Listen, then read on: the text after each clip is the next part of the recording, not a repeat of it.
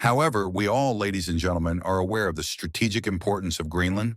I hope that this matter will be resolved through diplomatic means between the President of the United States and the Prime Minister of Denmark. Of course, if we look at the issue of Greenland strategically and geopolitically, we realize the great threat coming from the Russian Federation on one hand, and on the other hand, the economic rivalry from China.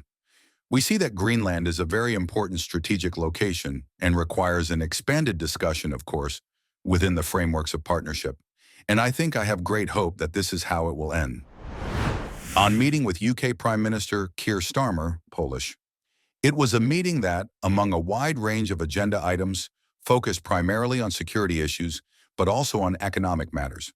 During our discussion, we talked about military cooperation between Poland and the United Kingdom. As we know, in Poland there are over 100 British soldiers stationed. The United Kingdom also showed solidarity after the drone attacks on the Polish borders in September last year. This was a subject of our discussion. We also talked about the cooperation of the Polish defense industry with the defense industry of the United Kingdom. Both these industries and companies are today building defense potential. Great Britain is on the path to introducing Polish as a foreign language in education in the United Kingdom. We also discussed this with the Prime Minister. I indicated that here, the President of Poland, similar to the Polish government, supports those solutions that will give the Polish minority in the United Kingdom the possibility of choosing a second language in education in the United Kingdom. It was very good. However, we all, ladies and gentlemen, are aware of the strategic importance of Greenland. I hope that this matter will be resolved through diplomatic means between the President of the United States and the Prime Minister of Denmark. Of course, if we look at the issue of Greenland strategically and geopolitically, we realize the great threat coming from the Russian Federation on one hand, and on the other hand, the economic rivalry from China. We see that Greenland is a very important strategic location and requires an expanded discussion, of course, within the frameworks of partnership. And I think I have great hope that this is how it will end. I also remind you that the responsibility for the values of the free world, the world who's so close to Poland, which Poland is indeed a part of, the responsibility for security is largely taken by the North Atlantic Alliance, led by the United States. And thus these voices about the strategic importance of Greenland are very important. And I believe that it will be resolved through mature diplomacy of free nations. Hungary is, of course, a partner of the Republic of Poland, and this should not be forgotten in the context of everyday political affairs, party or public discussion. The President of Poland, the President of Hungary, and the Prime Minister of Hungary are responsible for relationships that have lasted for decades or even centuries and are essential. So this is the starting point for answering your question.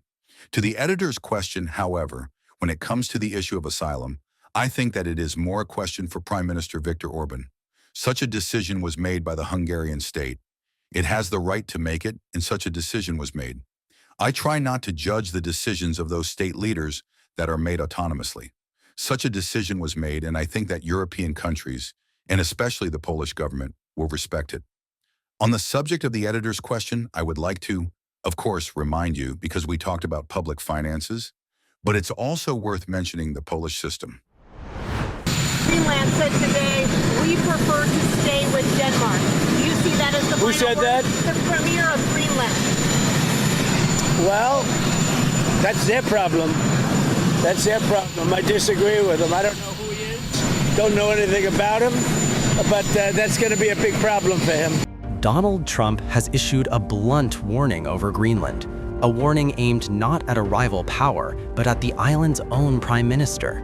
Trump says he does not even know him, yet claims the man now has a big problem because Greenland chose Denmark over the United States. This is no longer diplomatic theater. It is an open confrontation over territory, power, and the Arctic future. Speaking to reporters at Joint Base Andrews, President Donald Trump dismissed Greenland's prime minister outright.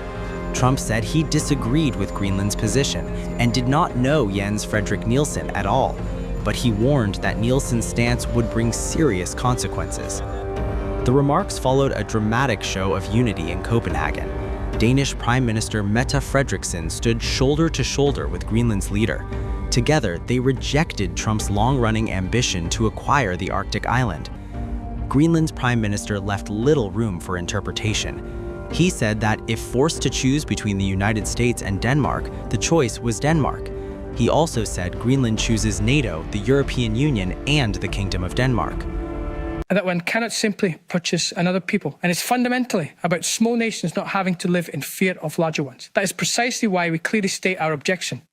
And that is why many of our allies are doing the same in the Nordic region, in Europe, and across the rest of the world. We are standing up not just for ourselves, but for the world order that previous generations also built. And our democracy, tomorrow, Greenland and Denmark will meet with the USA.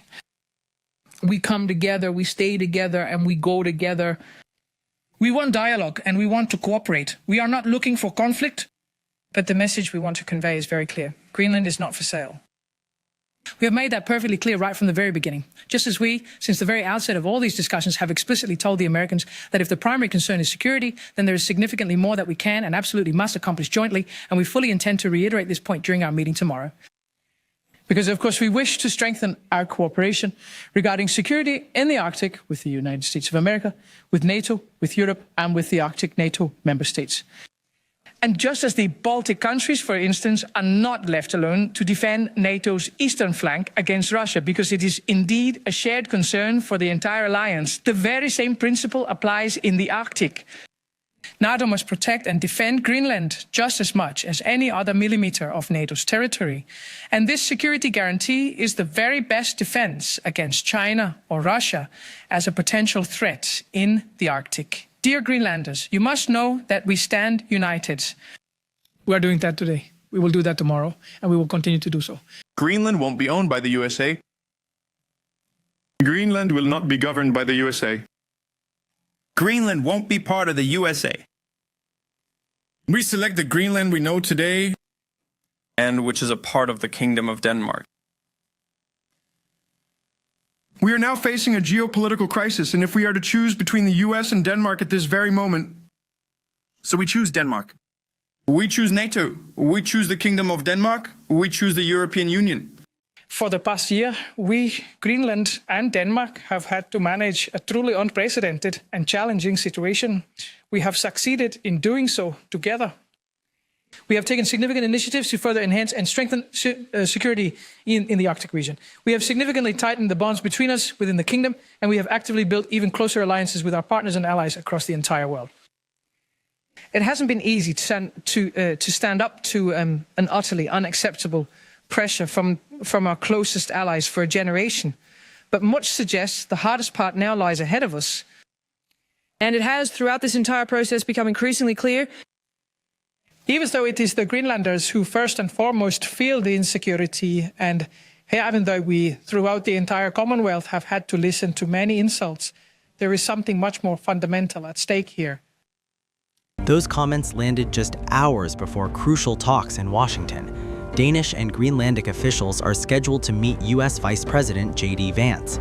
They are also due to meet Secretary of State Marco Rubio. Trump's response was swift and uncompromising.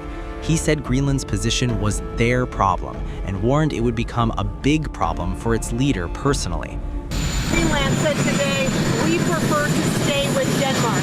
Do you see that as the Who final said word? that? The Premier of Greenland. Well, that's their problem. That's their problem. I disagree with them. I don't know who he is, don't know anything about him, but that's going to be a big problem for him. This confrontation marks a new peak in Trump's Arctic push. For years, Trump has argued the United States must control Greenland. He claims it is essential to block Chinese or Russian influence in the region. We need that because if you take a look outside of Greenland right now, there are Russian destroyers, there are Chinese destroyers and bigger, there are Russian submarines all over the place. We're not going to have Russia or China occupy Greenland, and that's what they're going to do if we don't. The fact that they had a boat land there 500 years ago doesn't mean that they own the land. I'm sure we had lots of boats go there also. Both Moscow and Beijing have dismissed those allegations. Regional officials have also rejected the suggestion that Greenland is vulnerable.